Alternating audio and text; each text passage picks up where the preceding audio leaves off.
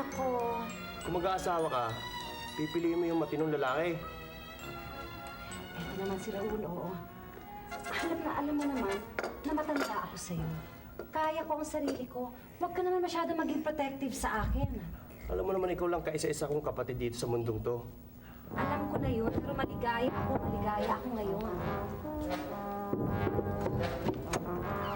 Hello! Tawag sa inyo!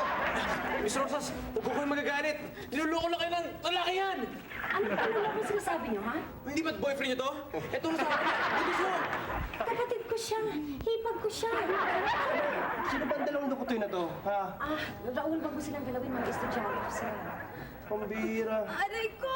Nanganganak na ata! Bro, may nangyari dito sa anak namin.